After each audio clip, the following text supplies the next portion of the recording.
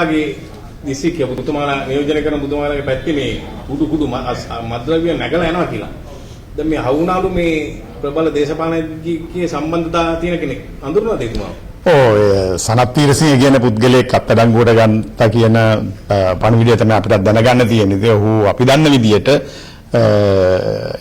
ජනතා විමුක්ති පෙරමුණේ ක්‍රියාකාරී සමාජිකයෙක් රැස්වීම් තියලා තියෙන ඒ වගේම උදව් උපකාර කර කැම බීම දීපු කෙනෙක් කියන තොරතුරු තමයි අපිට ලැබිලා තියෙන්නේ. ඉතින් ඒ නිසා මම හිතන රාජ්‍ය විවිධ අයට මේ චෝදනාව ඉදිරිපත් කරන්න උත්සාහ දරුවත් අද සනාත වෙමින් තියෙන මේ මත්කුඩු ව්‍යාපාරම් නැත්නම් මේ අයිස් හෙරොයින් පිටුපස්සේ රාජ්‍ය නියෝජනය කරන අයත් ඉන්න බව මේකෙන් පැහැදිලිව පේන්න තියෙනවා. ඒක හරි අවාසනාවන්ත තත්ත්වයක්.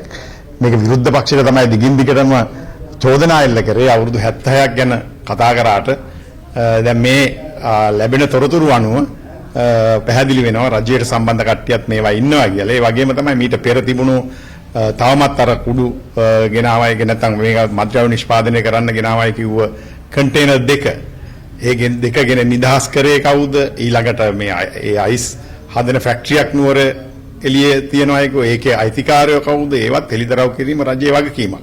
අපි ආණ්ඩුව මද්ද්‍රව්‍ය අල්ලන එක ගැන අපි බොහොම සතුටෙන් ඉන්නේ. අපි කැමති ඒකට අල්ලන්න ඕන පොන්න තරාතිරම කෙනෙක් වුණත් අල්ලන්න ඕන, දඬුවම් දෙන්න ඕන, පාතාලේ මර්ධනය කරන්න කටයුතු කරනවා නම් අවංකව ඒකට අපි ශ්‍රී ලංකා නිදහස් පක්ෂයේ විදිහට අපේ සම්පූර්ණ සහයෝගය දෙනවා. මොකද මේ රටෙන් මද්ද්‍රව්‍ය තුරන් කරන්න ගන්න ඕනම වැඩපිළිවෙලකදී අපි විරුද්ධ පක්ෂ වුණත් අපි උදව් කරනවා, සහයෝගය දෙනවා.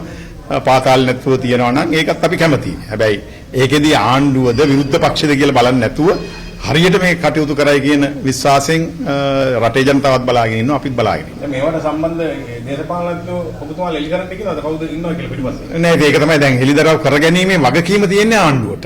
මේක දැන් අපිට හෙළිදරව් කරන්න බෑනේ. දැන් අත්අඩංගුවට ගැනීමක් සිද්ධ වෙලා තියෙනවා.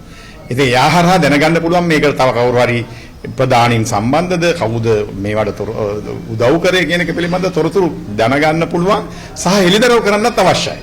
නැත්නම් මේ විරුද්ධ පක්ෂ කවුරු හරි අල්ලගෙන හෙළිදරව් කරලා විතරක් හරියන්නේ නැහැ. ආණ්ඩුවේ කවුරුණත් මේ කටයුත්ත කරන්නේ. එතකොට ආණ්ඩුවේ අවංකභාවය පිළිබඳව රටේ විශ්වාසයක් ඇති වෙනවා. මේ සම්බන්ධයෙන් පේන්නේ පක්ෂ විපක්ෂ දෙපැත්තෙම මේ කිසිම ભેදයක් නැතුව වැඩ යනවා වගේ. ඒක තමයි කමන්නේ. හොඳයි ආණ්ඩුව කරනවා නම් මේ පාතාලය සහ මද්ද්‍රව්‍ය අත්අඩංගුවට ගැනීම සහ ඒ අයට දඬුවම් දීම සම්බන්ධව අපි පූර්ණ සහයෝගය ලබා දෙනවා. ඒකෙදි ආණ්ඩු පක්ෂද විරුද්ධ පක්ෂද කියලා වෙනසක් නැතුව කිරීම තමයි අපේ බලාපොරොත්තු.